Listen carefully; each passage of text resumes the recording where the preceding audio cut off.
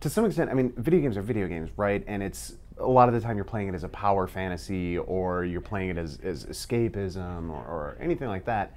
And it seems sometimes I feel like I'm being punished for making a gameplay choice where it's like, I'm playing a freaking video game. Like, let me kill the guy without coming down on me. How do you think about that sort of balancing act? I think for us, like, as co-creative directors of the game and guys who love the same type of game, we're very much game designers, but we also, if we can evoke emotions, or if we can let the player play some high percentage of the game in his head or her head instead of on the screen, why wouldn't we go for that? You know, so why wouldn't we want people to care about characters?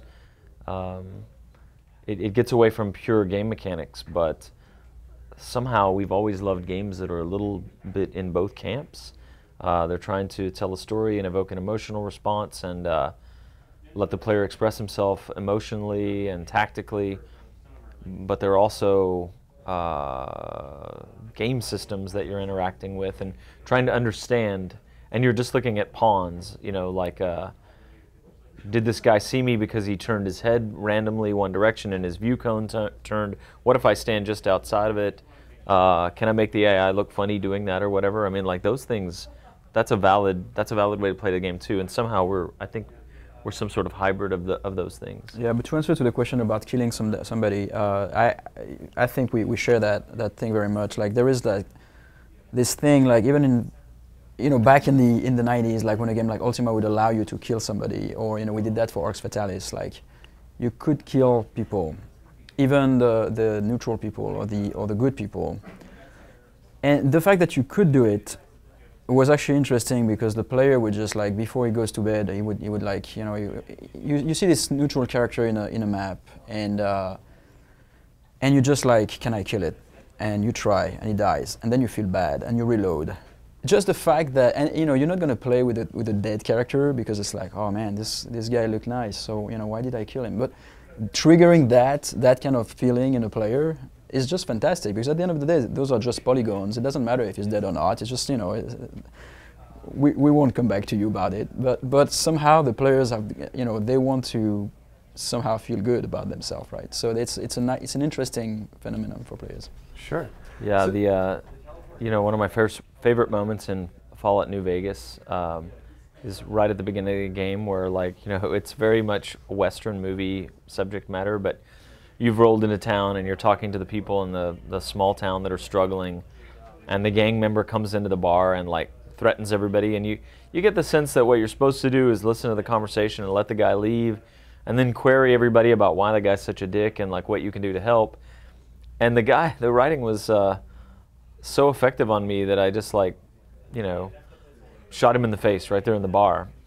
And it was so great that the game actually let me do that and actually reacted to that, right? Like, people said, now we're in real trouble.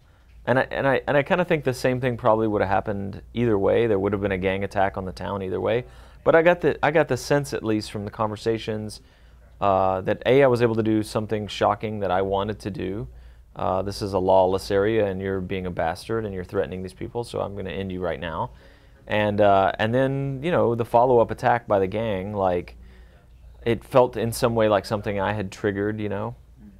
So yeah, so we're gonna have those moments in Dishonored where you'll find the target, the target who is, you know, your main objective is to kill this target. But then occasionally you'll have really a choice, like, do I really kill him or not? And again, this is like, you know, according to how we build this character, you might feel really bad about killing him. But one of the, you know, it might be a mission, so it's your choice to just, like, do I do it, or do I try to find a way to spare his life, etc. And again, you know, you can go either way. What is important here is the space of possibilities. Is the fact that no matter what, you know that you did something, but you could have done something else, and this to us is super important. Yeah, these touch upon, you know, the narrative design of the game, right? Like micro branching and the aggregate system for chaos, and whether you did a favor for somebody and how different characters react to you. It brings meaning to your choices, to your actions. It contextualizes your actions. You know, we could talk just as long about, you know, the mobility and the, like, the combat system and the stealth system and all that. But yeah, these questions focus specifically on the narrative design, and it is something that's important to us. And I think it's important to us not because I guess it's important to us because our favorite games of all time have touched us in that way, you know. Sure.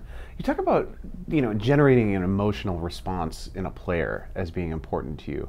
How do you, or I guess how does the design of, you know, player choice and chaos and morality and all that sort of thing in Dishonored, what sort of opportunities does that give you to create those moments and create those spaces where players can act, and then you can do something in the game to really kind of drive it home or kind of generate that emotional response? Well, first of all, I think for this game, it's like it will be up to players after the fact to tell us whether we've been successful at that or not, right?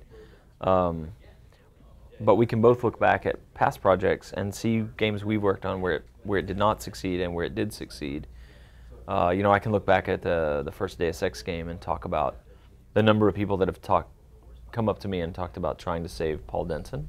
And some didn't know that they could, and some figured out that they could, and some tried 100 times. And sure, part of it, I mean, this is the gray area, right? Part of it is you're just trying to win as the player because we want to win, and games make you feel powerful, and the games are an environment where you can try deviant behavior and not get punished too hard for it. You can express yourself. You can engage in power fantasy. You can win. You can optimize.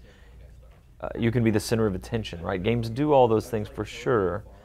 But another part of it is like, well, I've spent hours and hours and hours talking to this guy, and I understand his philosophy and his viewpoint.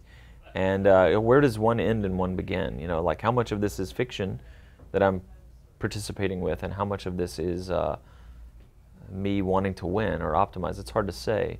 But you know, we can point to situations like that in games we've worked on where it's very gratifying that people had a reaction like that, you know, and I don't think you can always predict where it's going to work and where it's not going to. I actually think you should follow up with your troll flute example. Tell me about the troll flute. You played Arx Fatalis? I didn't actually know. There you go.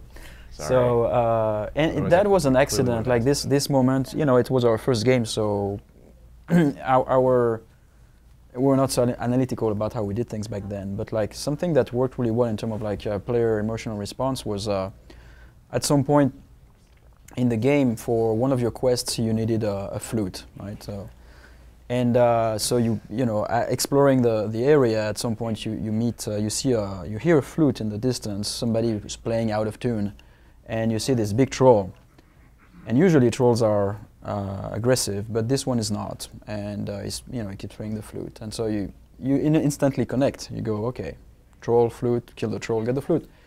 Come close to him, he doesn't attack you. You talk to him, and you realize it's actually, you know, he's actually a nice troll, and he's living here on his own, and it's his birthday, and you go, oh shit, that's gonna be the birthday quest now. Okay, what am I gonna find him? And like, so if I find his gift, then I'm gonna get the flute, right? That's what you think. But guess what? Most players, what they do at this point is because they know that in our game, you know, you could kill people, even the quest characters, you know, unlike some of the games who try to protect them and, you know, make them objects.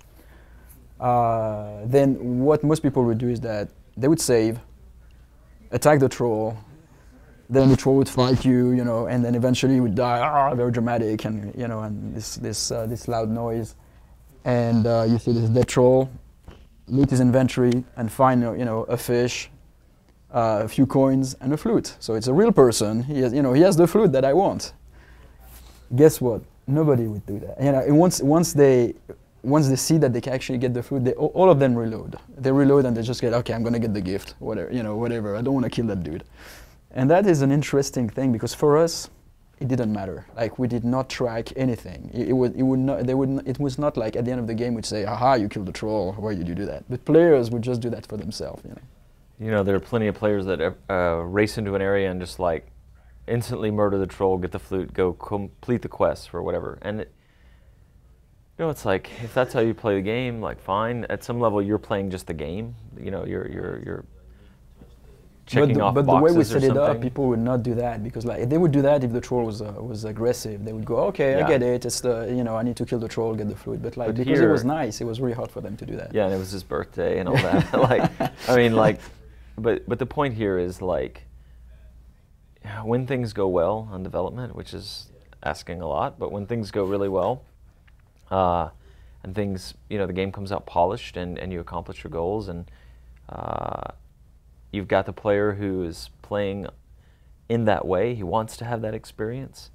That is a powerful moment, It's and like it seems like there are fewer and fewer games every year that like really nail that part of it.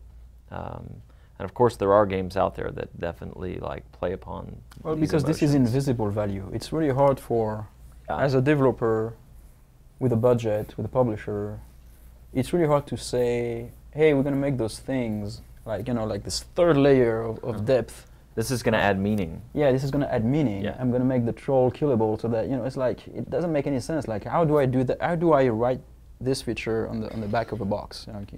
You can't kill anybody. It doesn't make sense. Right. But If you're the kind of player who's ever had those moments in a game that felt like the possibility space for the game was just a little bit larger than you assumed it was, and you could solve a tactical situation in a way that felt like creative, like maybe the developer didn't even know about this. I exploited the powers in this way, and I came up with my own solution. Or, hey, the plot branched in this way, and this character allowed me to do something that I didn't expect to do. Whether you're talking game systems or fiction, it's like a magic moment for us, basically. And that's one of those two things that I just described are what we're always going for, really.